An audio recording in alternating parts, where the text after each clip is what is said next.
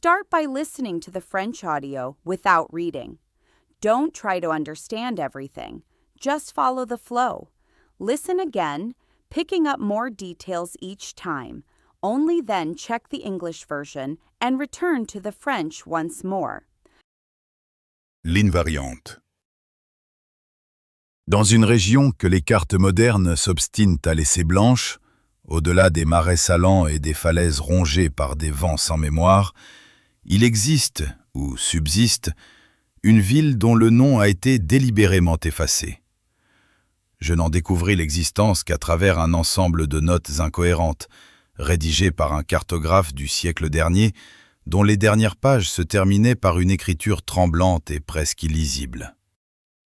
Il y évoquait une géométrie refusée par la raison et des rues qui n'acceptent pas d'être suivies 2 fois de la même manière.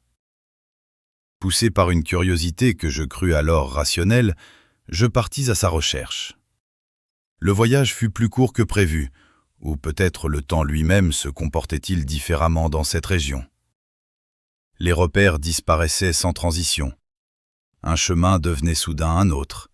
Une colline se retrouvait derrière moi sans que je me souvienne de l'avoir contournée.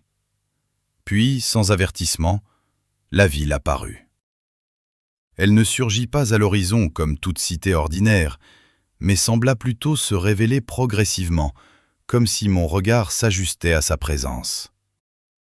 Les premières structures que je distinguais étaient basses, faites d'une pierre sombre dont la surface semblait absorber la lumière plutôt que la refléter. En m'approchant, je constatai que les bâtiments n'obéissaient à aucune logique architecturale humaine. Les angles étaient trop aigus ou trop obtus, les proportions subtilement fausses, comme si chaque mur avait été construit selon un principe étranger. Le silence y était total. Pas l'absence de bruit, mais une qualité de silence presque tangible, qui oppressait l'air et étouffait mes propres pas. Même mon souffle me semblait inadéquat, intrusif. Je pénétrais dans ce qui devait être une rue, bien que le terme soit inadéquat.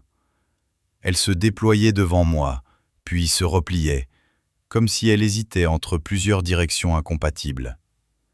À chaque intersection, j'éprouvais la certitude étrange d'avoir déjà fait ce choix, sans pouvoir en retrouver le souvenir.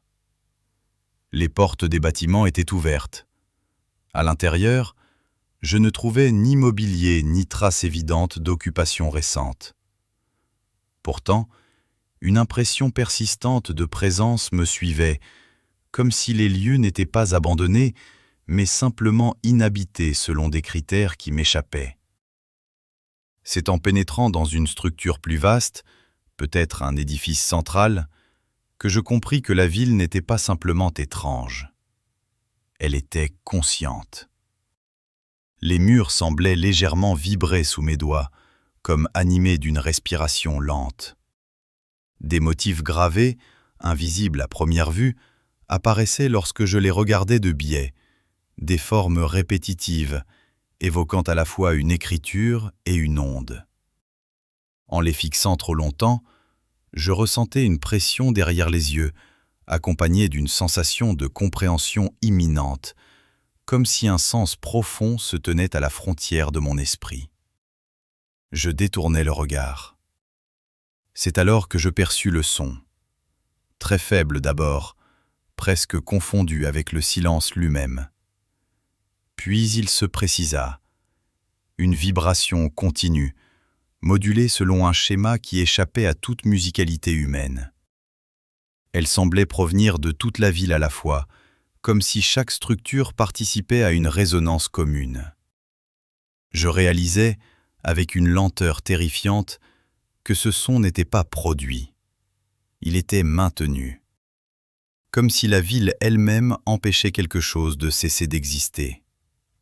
Pris d'une angoisse croissante, je tentais de rebrousser chemin, mais les rues ne correspondaient plus à celles que j'avais empruntées.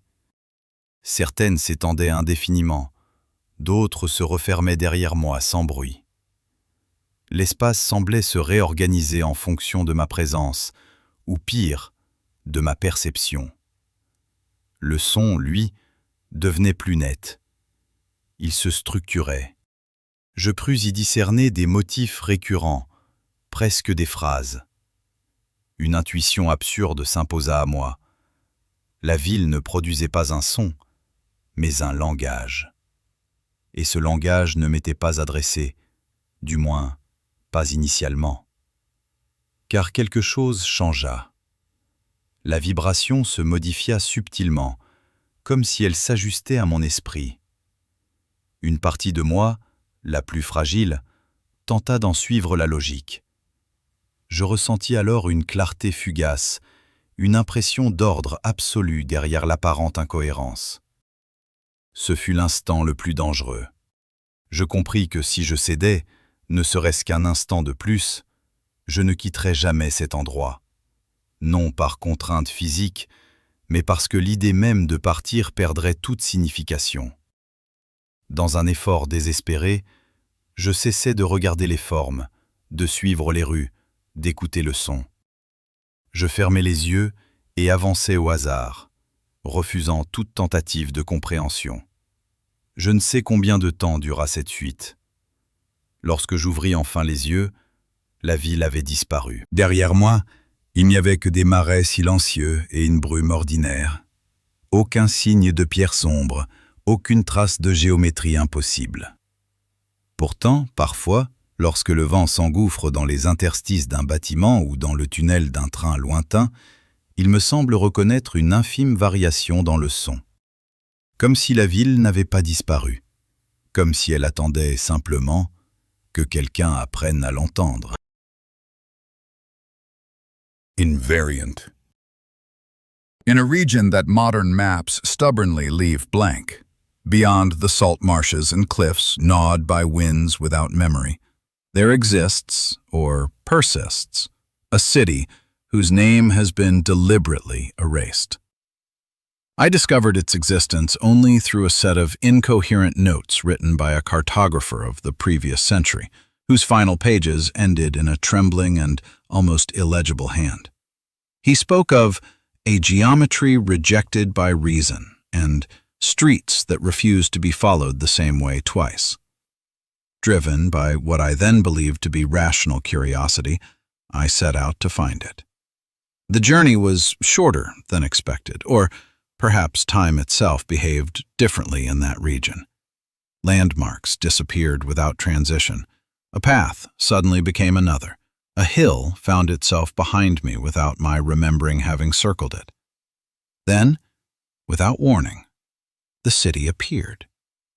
It did not rise on the horizon like any ordinary town, but rather seemed to reveal itself gradually, as though my vision were adjusting to its presence. The first structures I distinguished were low, built of a dark stone whose surface seemed to absorb light rather than reflect it. As I approached, I noticed that the buildings obeyed no human architectural logic. The angles were too sharp or too obtuse, the proportions subtly wrong, as if each wall had been constructed according to a foreign principle. The silence was total. Not the absence of sound, but a quality of silence almost tangible, pressing upon the air and muffling my own footsteps. Even my breathing felt improper, intrusive. I entered what must have been a street, though the term is inadequate. It stretched before me, then folded back upon itself, as if hesitating between several incompatible directions. At every intersection, I felt the strange certainty that I had already made this choice, without being able to recall it. The doors of the buildings were open. Inside, I found neither furniture nor any obvious trace of recent occupation. Yet a persistent impression of presence followed me, as though the place were not abandoned, but simply uninhabited according to criteria beyond my understanding. It was upon entering a larger structure, perhaps a central edifice, that I realized the city was not merely strange. It was aware. The walls seemed to vibrate slightly beneath my fingers, as if animated by a slow respiration. Engraved patterns, invisible at first glance, appeared when I looked at them obliquely. repetitive forms suggesting both writing and wave forms. If I stared at them too long, I felt pressure behind my eyes, accompanied by a sense of imminent comprehension, as though a deeper meaning stood at the threshold of my mind. I looked away. That was when I heard the sound. Very faint at first, almost indistinguishable from silence itself. Then it became clearer. A continuous vibration, modulated according to a pattern that defied all human musicality. It seemed to emanate from the entire city at once, as though every structure contributed to a shared resonance. I realized, with terrifying slowness, that the sound was not being produced. It was being maintained, as if the city itself were preventing something from ceasing to exist. Seized by growing dread, I tried to retrace my steps, but the streets no longer matched those I had taken. Some stretched endlessly, others closed behind me without a sound. Space itself seemed to reorganize according to my presence, or, worse, my perception. The sound, meanwhile, grew clearer. It was taking shape. I thought I could discern recurring patterns, almost like phrases. An absurd intuition forced itself upon me. The city was not producing a sound, but a language. And this language was not meant for me, at least not at first. For something changed. The vibration shifted subtly, as if adjusting to my mind. A part of me, the most fragile, attempted to follow its logic. I then felt a fleeting clarity, a sense of absolute order behind the apparent incoherence. It was the most dangerous moment. I understood that if I yielded, even for an instant longer, I would never leave that place, not by physical constraint, but because the very idea of leaving would lose all meaning. In a desperate effort, I stopped looking at the forms, stopped following the streets, stopped listening to the sound. I closed my eyes and moved forward at random, refusing any attempt at understanding. I do not know how long that escape lasted. When I finally opened my eyes, the city was gone. Behind me, there were only silent marshes and an ordinary mist. No trace of dark stone, no sign of impossible geometry. And yet, sometimes, when the wind rushes through the gaps of a building or through the tunnel of a distant train, I think I recognize a faint variation in the sound, as if the city had not disappeared, as if it were simply waiting for someone to learn how to hear it.